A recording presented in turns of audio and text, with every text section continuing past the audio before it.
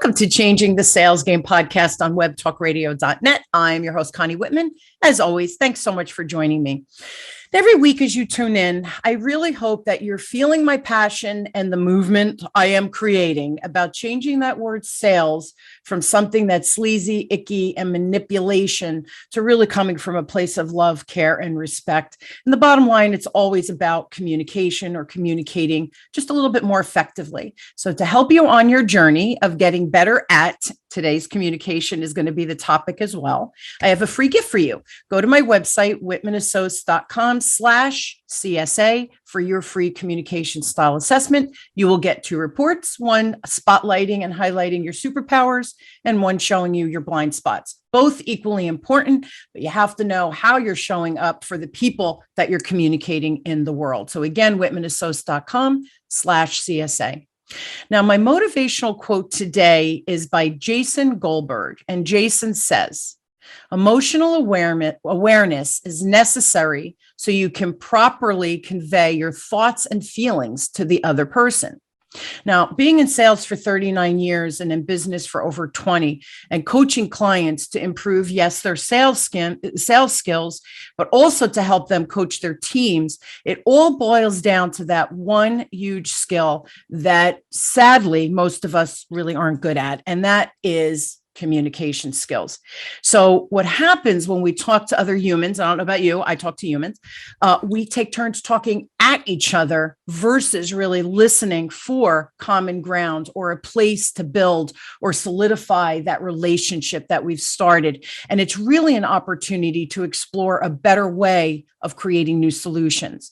Now, words like conflict, confrontation, miscommunication, I think they cause a reaction of avoidance or I'm going to walk away now versus finding ways to create what I call productive conflict. And this is a big topic which I think has just huge payoffs if we're able to come from a place of understanding the triggers that may be getting in our way. So yes, you've guessed it. Of course, I have a guest today who's an expert on this, and it's Dr. Robin Odegaard. And Robin is a former competitive beach volleyball player turned high performance psychologist with continuing education from the Center for Nutrition Studies at Cornell. She gets to work with people who understand that, guess what? Life is messy, but that doesn't have to get in the way of achieving amazing success. She absolutely adores the intellectual stimulation of a good conversation, reads astrophysics for fun, and spends her spare time training her dog Nebby to do circus tricks. She's a little bit kooky and wonderful. Please welcome my friend Robin to the show. So Robin, thanks for being on. Kooky, that's the word you're going to go with. Yes, you're brilliant and kooky at the same time, which to me is like the best compliment, right? Because you're real awesome. And yet you're just brilliant with everything you do and say and with the clients that you work with. So to me, that's my kind of people, right? Awesome. Well, thank you so much for having me. I appreciate it. Always a pleasure to hang out with you, my friend. So first question, what is the communication fingerprint? Good place to start. So communication fingerprint is that each one of us has a unique way that we use language. And the way that you use language is as unique to you as your fingerprints. And it depends upon who you grew up with, where you grew up, who was your leading source of inspiration, all those kind of things. So there's a lot of situations where you may speak the same language as someone, but the words they use and the way they use them, they mean them in a different way than what you might hear them. So a good example of that is my friends over in the UK, they have a saying, don't throw your toys out of the pram. Now, I know what all those words mean individually, but I didn't know what they meant together. Turns out it means don't throw a hissy fit. Oh, right. Don't throw your toys out of the pram. I would not have gotten that from that phrase. Okay. Yeah. So same language, but completely different set of words in the way they work together. And so when you get in a diverse situation where people that are around you, and hopefully you are in a diverse situation, the people around you grew up differently than you, they use words differently than you. When you talk to them, if you've never had a conversation about your communication fingerprints and how you engage in conflict and all of those fun things, you're going to be more likely to have miscommunication. Are you finding, I'm going to use the word enlightened, maybe that's not the right word, but are you finding that more and more people are realizing that some of the core disruptions or conflicts or more hostile conversations are coming from that communication fingerprint? Do you think there's a bigger understanding? Oh man, I really want to say yes, but I'm not so sure. I don't think that. So I'm fortunate because the people who self-select to talk to me and to work with me, and probably the same for you, they're the ones who want to get it. They want to understand. But if you look at the population as a whole, I'm not sure it's getting better. I'm a little bit concerned it's actually getting worse. That's what I think too. Yeah, I was just curious to weigh in because you have the psychology background and you see what's happening. I think mental illness, especially COVID, I think that isolation, I think it triggered a lot of more mental stuff that maybe we were kind of navigating without realizing it in our day-to-day work. But then all of a sudden you were home alone. And I think there was a mental capacity, right? Because we didn't have that engagement. So maybe that contributed. I'm not really sure, but I'm kind of saying the same thing. I was just curious as to your take on that. But yeah, I mean, it is what it is, right? I do wish that people were more self-aware and more willing to give each other grace. Yeah. Yeah. And well said. Well said. How do individual communication, that fingerprint, like you just said, we all truly are unique, like our fingerprints, play into a team's communication fingerprint? Because I deal with a lot of teams, and that's a fascinating dynamic to observe, like to sit back and observe. So there is a thing called a team communication fingerprint. And whether you've actually actively created it or you've just kind of let it create itself, your team has one. And it's a conglomeration of the people on the team and their individual fingerprints and who the leader is, who the person with power is, because not necessarily the leader has all the power. Sometimes there's power in other places. And so a team communication fingerprint may vary depending upon which members of the team are present at the time and how they're engaging with each other. But every team, it's part of your culture. It's part of the way your team interacts with each other is your communication fingerprint. And if you've never talked about it, it's happening on an unconscious level. Yeah, it's funny, having corporate clients, and I sit in with executives, and when strategies are being made and cultures are being developed, I have to be present because I have to understand that, because now I have to go back and teach it from the sales, service, and coaching. What are we teaching our managers to coach our employees on, right? That messaging has to be kind of in line. And when you observe, I giggle so many times because I think that person's not going to open their mouth once because that person is talking and talking and talking, not saying much, but because the boss is there. Look at me, look at me, look at all the things I'm doing, when really it's transparent that they're not doing anything. And then here you have this very quiet person where later on, because a lot of times I have to communicate with each of them individually to find out their divisions, what they're looking to do, et cetera. Right now I'm the conduit kind of piece of it. And inevitably, when I sit with the quiet person and they start talking about, and I think, wow, they get it. They didn't say a word, but they are so insightful and innovative and in tune, and they know their people and they know their own strengths and their own areas that they're working on. Where the big mouth, right? I call them the big mouth. They're just always talking, that they never self-reflect, like you said before. And you see their team and how uncohesive it is versus, so it's fascinating to see just the individual communication style. But you're right, when they come into this group, it's crazy. It's, do you know you're talking and you're not saying anything? And do you know you need to open your mouth? This whole dynamic going on. I know you see this all the time. Well, and how often, this is something that I notice, how often do you see people, and usually it's men, but not always, hold the floor by making noise that isn't words? Give me an example. So they'll go, well, my thoughts on, well, let me think about it. Hold on. And they're saying a whole bunch of things that aren't things. Like, just be quiet for a minute and think, and then say some words. Sometimes I tease people, obviously not in public, never in a boardroom, but sometimes I'll tease people. I'll say full sentences. Yeah. All words would be good. Help me out here. It's funny. And the people that could laugh at that and say, I'm working on that, right? You have to honor that because, I shared with you before we started recording, I'm good live. I'm good verbally. I'm quick on my feet. I see things. I hear things. I observe things. I'm good listening because I've been working on communication skills. That's what sales is, right? So 39 years of focusing on that skill, you develop it, right? But on the flip side, I said to Robin, everybody, I had to hire a writing coach because it's like an epic failure when I sit down to write and it's painful and the message isn't what I really in my heart want to say. So there's this disconnect for me. So what do? I know it's a deficit, but I know I need to develop it. You have to hire people. And I think we're often afraid to say, well, I could figure it out. Can you? Because if you could, you might have done it by now, right? That's or you the can, idea. But if it's going to take you 10 years, why wouldn't you hire a coach and be done with it in 8 months or whatever? Exactly. It's exactly right. 6 to 8 months. That's exactly right. All right. Here's the big question, Robin. How do I recognize? Here's the big one, because I mentioned it in my intro too.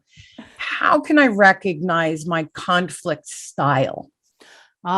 Yeah. So your conflict style, let's first talk about what that is, what that means. Yeah. So conflict resolution, each of us kind of has a way that we engage in conflict. And the funny thing is, most people will tell you, the only thing they'll tell you about conflict is, I'm conflict avoidant.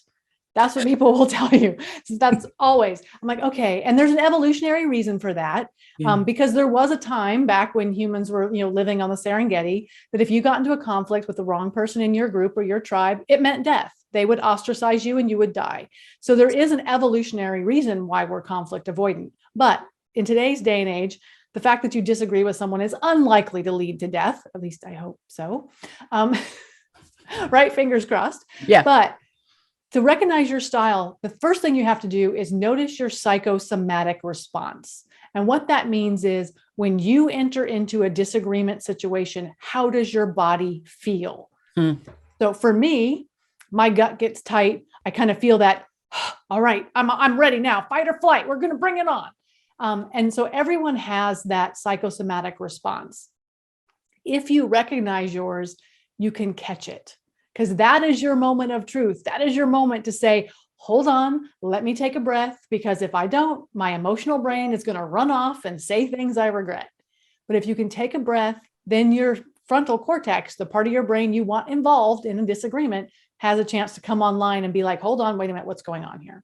So first step, what is your psychosomatic response? Then just some basic questions. Are you a volcano method person? You're going to recognize this one, Connie. I'm sure you know people like this. It's fine. It's fine. It's fine. It is not fine. The word fine is a problem. Right? So a lot of people will avoid conflict to the point that it is so dramatic and such a big deal that then it becomes a huge blow up fight. If you recognize yourself in that story as the kind of person who avoids conflict until the last moment, start to deal with it when it's little. Yeah. As uncomfortable as it is, it's going to be better to have that conversation when the conflict is little than once it gets big and feelings get involved and everybody gets angry and then people get hurt and it's ridiculous. Catch it when it's little. Yeah. Well, things are said that are hurtful, even though you don't mean it, because it's in the heat of that anger versus the logic, right, of saying, let me handle it when it's a molehill. Don't let it become the mountain, right? That's really what we're saying. Exactly. And then another one that's really, really common, I call it kitchen sinking. And that's the person who gets into an argument about something, and 20 minutes later, you're arguing about everything that's ever happened in the last 20 years, because they throw everything at you, including the kitchen sink.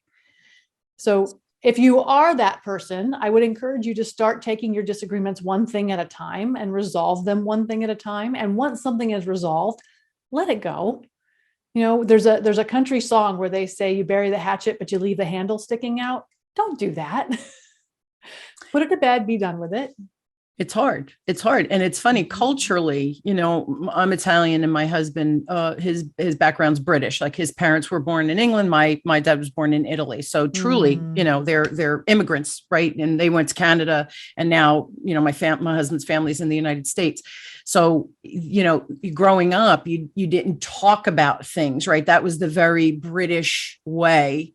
And in my family, say that again. Stiff upper lip. stiff upper lip, right? Like just let it go. And then in my family, I have a thought and I'd scream it at you because, but then 5 minutes later, we're cooking next to each other, right? It was said, it's done, it's put to bed, and there's no grudge. There's nothing after that. Just move on. But, raising the voice is not really cool way to communicate either. So there's flaws in that plan. I can remember, Robin, when my husband and I got married and, observing this, seeing this. And again, I'm not saying that the way we communicated, screaming at each other, was healthy either, right? But I remember saying to him, we have to make a conscious decision here. Because when we have children, I don't want to sweep things under the rug in that passive aggressive kind of way of living. I think we have to be on the same page always and address things as they happen. But I don't think we should scream like I do with my family, because I don't think that's really healthy either. My husband and I really came to, it's going to be our way, right, of communicating. And that when conflict happened, we would have to talk about it, right, and teach our kids to do that. And let me tell you, it's hard to do because I still see my kids. They could be the volcano, right? It's fine. And then, wow, right? Because we're human after all. But if you sweep things under the rug or you're screaming at each other, these extremes, I don't think we ever can handle conflict in a very productive way, because you're still creating an adversarial platform, right, of each other. Does that make sense? Yeah, I know. You know what? I'd like to really point out really quick for your audience, what you and your husband did was consciously create a team communication fingerprint for your family dynamic. You had a conversation about it before your blood was in a flood and said, this is how we're going to do this together. And you consciously chose. And that is such a huge step in being successful at conflict resolution. It's funny too, I'll tell you, because we've had friends and it's interesting how you choose, right, who you spend time with. We had friends who had children, similar ages, and the kid would scream in a restaurant to get dessert. They didn't want to eat their meal. And my one friend, the mom, she would say, you're not getting dessert till you eat. You're not getting dessert till you eat. And the next thing you know, the kid doesn't eat. And then we turn around and the husband took the kid to the ice cream store right next door, gave him the treat and never ate. This happened all the time. Whereas my kid laughed. They say to this day, they'll ask me something. I go, no, check with your father. And they go, he said to check with you. I go, all right, we'll talk about it tonight. I'll go check in tomorrow. I'll give you an answer tomorrow. I want time to talk to your dad. He and I, and this is the truth, Robin, and I say this truly heartfelt. We never, ever, even if he disagreed with me in bed at night quietly, he'd said, I really think you made the wrong call there. I'm going to support it, right? Because I'm not going to undermine. But next time, and I'd be like, you're right, I didn't see that. So there was always conversations, especially when it came to my kids. And they would laugh because they would try to divide and conquer, right? That whole manipulation. And my kids, they say, yeah, we always knew. Go ask your father, go ask your mother. They go, but we had to try. Smart, right? Absolutely. Yeah. But, to your point, having that conversation, especially if you're on a team, not making assumptions. One of the biggest things as adults that we forget to do is ask why. Kids do it. They know you can't tell why. As adults, we just make it up. Yeah. And asking why. You can observe when, you can observe where, you can observe how, you can observe what. You cannot observe why. You have to ask the question. Which is important, because if I don't understand you and where you're coming from, how can I even begin to try to meet you halfway, or to say, okay, I really understand that. Didn't even see that perspective. How do we need to move forward to complete the project, or to bring that other person in? Like, how are we gonna navigate, right? That now we have additional person coming into the team or whatever it is. So the why, I think that's really important. And most people can answer that. What do you do? Because I've had this where I'll ask a question of the why and I get the old shoulder shrug, like, what do you do when you get someone who's not forthright with sharing the why? Well, so it depends upon the situation. Some people are private, they don't want to share, and that is going to be damaging to your fingerprint. Other people, it's not about being private, it's about power and control. And then that tells you, that's data, right? That tells you, like, what kind of relationship am I going to have with this person? But then there's a third type of person where they just don't know. They haven't thought that deeply about it. And maybe they need some help kind of having that conversation. I mean, I'm sure you do it. I know I do it a lot, kind of helping people discover why do I think that? Why do I do that? Is that the healthiest way I can do that? And not everyone's qualified to do that. I guess gotta throw that out there. You may not be qualified to help that person, but there's a lot of different reasons why people may not say why when you ask them. Don't make up why they don't tell you why. Yeah. It's interesting. I have one client, she did my program, then she hired me to do one-on-one coaching, and she had done a sales program. She spent a lot of money, and they made her feel so bad and so useless, and that she could never sell, and her product sucked. I mean, from soup to nuts, she was beaten down.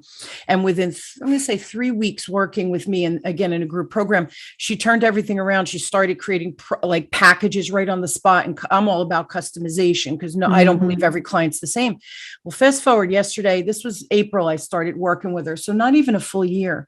And she sent me an email this morning, and it was lovely. I watched one of her, I asked her to videotape a client meeting, and then I could really help her dissect how to improve the conversation and really get exponential growth and be able to exponentially help the client. And so I watched 2 of the videos, and I said, I'm really proud of you. You've come such a long way in a short period of time. You're confident, you're poised, you're empathetic, and you're really becoming a good listener. And I'm just so proud of you. She responded, she goes, it's all you. And I responded back, no, it's all you. And she said that I didn't know I had it in me. You taught me how to pause and think. And that was a beautiful, can I tell you, it was a really, really nice compliment. But instead, we're so used to being told what to do and beaten up the way I want you to do it versus, well, what is your zone of genius and how can we get that done using your natural strengths, and what skills do we need to add to that, right? So I think oftentimes people come to the table and they're so beaten down from bosses or families or whatever it is, Robyn, and I know you see this frequently with what you do. They don't even know how to get their sea legs and try to become, instead of facing conflict in a productive way, it's just all about avoidance. So I think there's a lot going on there, right? There is a lot going on. And, people, not all environments are safe. Yeah. It's that simple. And however you've learned, and I don't mean you personally, I mean you generally have learned to handle that not safe space is your default answer. And a lot of times when I talk to clients, I'll ask them, okay, so why is this the way you behave? And we can find something back in their childhood somewhere. And I know people are like, oh, she's going to go all psychology on me. Well, I am a psychologist, but the thing is, what you learned in your communication fingerprint when you were little is still there unless you have actively unlearned it or learned something new. And if you're engaging in behaviors that worked when you were 7, 8, 9 years old, they may not work anymore. They may not be the right answer for you anymore. Yeah. Yeah. Learn, unlearn, relearn, learn, unlearn, relearn. It's a whole process that we have to constantly tweak and tweak and tweak. And, this isn't an overnight thing, right, Robyn? I mean, this takes time to really understand your own inner voice and then how to amplify that in a productive way. You mentioned before, catch the disagreement when it's like that, it's the molehill, not the mountain. How do I catch that disagreement before it gets crazy out of hand? Well, the first thing you do is notice, which is why I talked about your psychosomatic response. Your body is going to tell you when you're heading into a disagreement. If you notice it, then you have a chance. And then the question is, have you created a disagreement method, a communication fingerprint, whatever, with this person or not? Now, maybe you haven't, and that's okay. My book, The Ultimate Guide to Handling Every Disagreement Every Time, the reason I can say that definitively is you always get to control you. Yes. So you get to control your emotions. No one makes you anything. If they were going to make you something, they just make you agree and be done with it. So you get to control you. So when the conflict is little, notice it, notice your psychosomatic response, and then consciously decide, how am I going to approach this? What does this look like? How do I want to have this conversation? And be prepared to take a time out. Now, the one thing I will say, never engage in an ambush conversation. Those are never productive. And an ambush conversation is when you've been mulling something over and you're like, I got to talk to that person. And you see them walking down the hall and you grab them and you're like, we need to talk. That's terrible.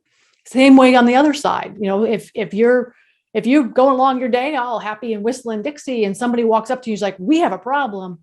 let them talk about it and then say, okay, let me take a minute and think about what you said. Can I get back to you in 15 minutes, an hour, 40 minutes, whatever? Set a time to have a conversation. Because if you have an ambush conversation, your fight or flight is going to take over. You're going to say something or agree to something you regret.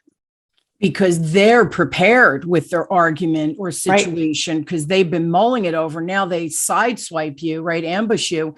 You haven't even had a chance to process what the topic is, let alone the anger behind it or the angst behind it. That's such great advice. And it's okay to just listen. Do not respond. Wow. Listen and say, you know what? I'd like to give this thoughtful insight. Can you give me 15 minutes, a half hour, whatever? But now you get to go to the ladies' room or the men's room, really contemplate, how do you want to respond? But there again, see, that's the productive conflict. You're not, well, let me tell you a thing or two about what you do. We're not going back in this combative way, right? It gives us an opportunity to come back as the voice of reason and logic and calmness, which I think is really important. I don't know, Robin, I think we're angry as a society. And I think it's so hard for people to pause and reflect. But you got to do it. It was funny, the way we're describing, you come at me, I'm taking you down. That's my first thought. I'm taking you down. I'm faster than you. I fire faster than you. And I have a good vocabulary. You're going down. That's literally my first thought if someone comes aggressively at me. I don't know if it's age or what, but now I think that is your issue, man. Like, I just don't have the energy to expend to change your thought or whatever. And a lot of times I'll do what you just said. I'll either walk away or I'll be like, all right, that's what you think. Like, you're not affecting my life. This is affecting your life. I need to walk away because I can't take on your anger and your angst. But when I was younger, you looked at me wrong and I could have sideswiped you because, you're vim and vigor and you don't know any better, right? You're new to corporate and all those other things. Right. Now I'm just too tired to fight. It's just not worth it. I don't feel fighting ever gets anywhere, right? Right. And then, and that's, so many of us are simmering just under boil. Yes. All of the time. I mean, there's the news and you're driving and all this crazy stuff that always, and so you're right there on the edge and one little tiny thing and boom, you're over and you're exploding and you're ready to take somebody on. And I mean, and I'm like you, Connie, I'm smart. I got a good vocabulary. I can be mean when I'm angry. And I had to learn that is not okay. It's not Let it okay. go. And you know what? Some arguments, you don't have to attend every argument you're invited to. Oh, that's brilliant. You could walk away. You could just say, you know out. what? I'm not stepping into that ring. Thank you very much.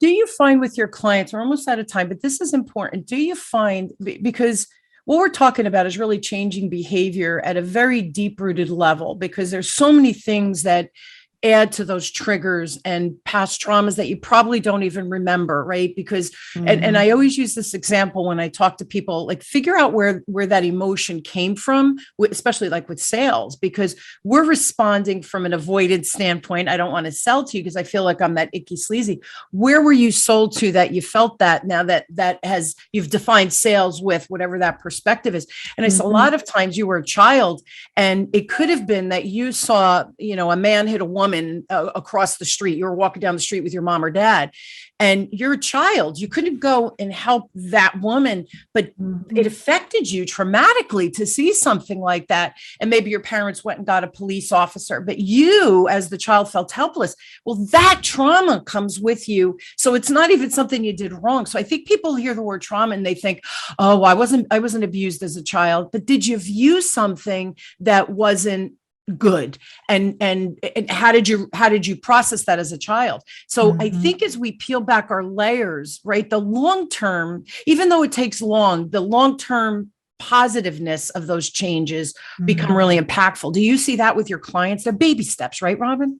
It has to be. There's no way that you can take something that you've been doing for 20, 30, 40 years and say, tomorrow I'm doing it differently. That's not a thing. Yeah. But if you never have that conversation with yourself, if you never have the self-awareness, if you never say, I'm going to learn to do this differently, you never will do it differently. You have to make that choice. And it's work.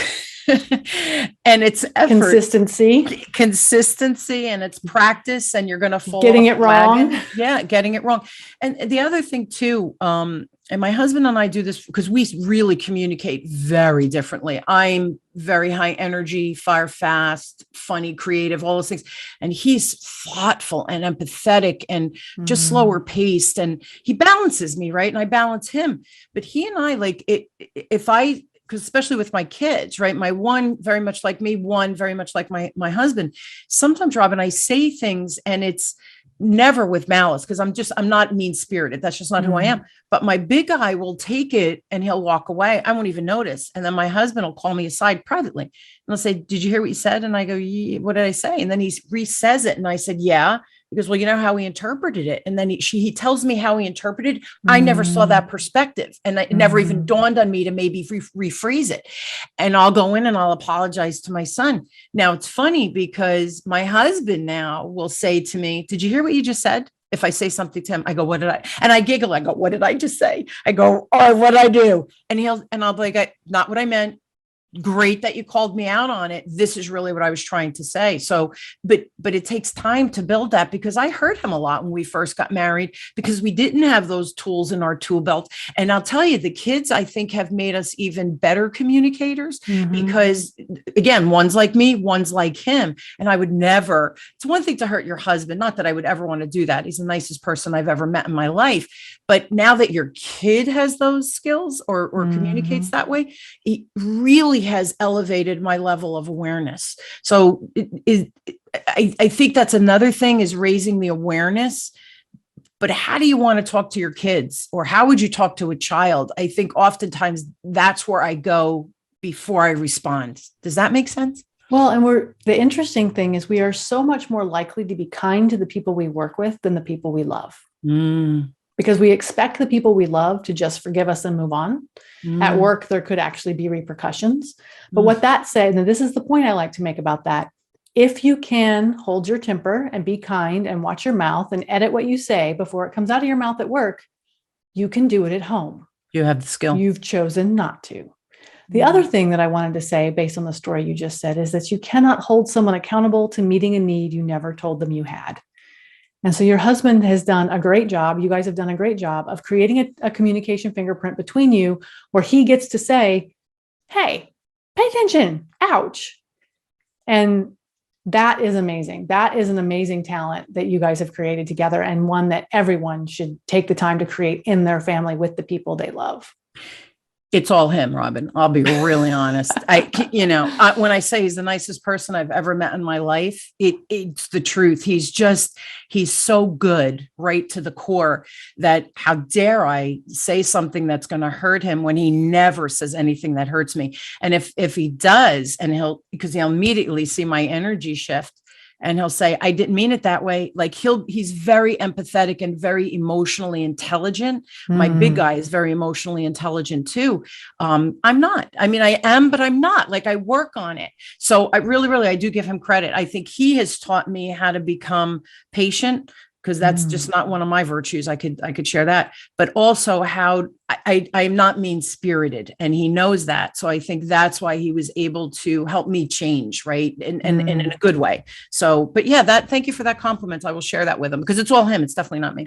Our husbands are cut from the same mold. My husband's a really, really good guy too. Really fortunate. Yeah. But we need that because you and I fire fast and we need someone to temper that. Right. Like I could go from 0 to 60 pretty quickly. So having someone who can temper that in my life, I'm very blessed because again, I'm just so much calmer than I ever was. It just doesn't like things don't matter anymore that you think matter. They really don't. So that's just another whole conversation for another day. Guys, I know you all need more Robin in your life. She's freaking amazing. I can't wait to hang out with her again. So a couple of things, please go to our website, which is champperformance.com. Love that, Robin, the champ, right? That's that athlete in you, champperformance.com. And if you really have a question for Robin that you think you need just maybe a conversation around, please reach out to her. It's Doc Robyn it's DOC, Doc Robyn, Robyn with a Y, Doc Robyn at champperformance.com. I promise I will put those in the show notes so you can find Robyn quickly. And Robyn, you do the quick hits, which I love. And you post them on your website. Where are they posted? So quick hits are on LinkedIn. So people are welcome to connect with me on LinkedIn. They put them on YouTube. They are on Facebook. And then the podcast has just the audio version. And if they search Dr. Robyn, they'll find the podcast quick hits. 4 people, 1 topic, 10 minutes. They're so much fun. You've been a guest. I loved you having you on there. So thank you for that. Yeah. I love the quick tips, quick hits, because they really are 10 minutes. And because Robyn is so brilliant and thoughtful and just gets the whole psychology of what's going on, her topics are very appropriate for the time. And again, it's 10 minutes. We give our opinion and we're out of there. So it's very stimulating to listen to. So again, while you're working out, vacuuming, doing dishes, whatever, 10 minutes, everybody's got 10 minutes. Thank you again, my friend. I always love our time together. I always feel so good after talking to you, because I feel like there's someone out there who just gets it, but has the tools to help other people change the things that, and I don't want to use the word flaw, it's not the right word, but change the things we want to change so that we can become better in our relationships, not only at work, but also at home. And I think we have to become nicer as a society. And I think you have the tools to help people do that so that we can become patient and all the things we talked about today. So thank you so much for doing what you're doing out there. I think it's needed. Yeah. Thank you, Connie. I appreciate it. We can all use a little grace to ourselves and to others. Agree. I love that word. Yeah, absolutely. Great way to end the show. Thank you again. And I hope you will join me weekly as we question, build, and discover together that no matter what you're going through, I truly hope my guests and I provide a tip, or you hear something thinking, oh, I just needed to hear that today. And I hope that we always provide that for you.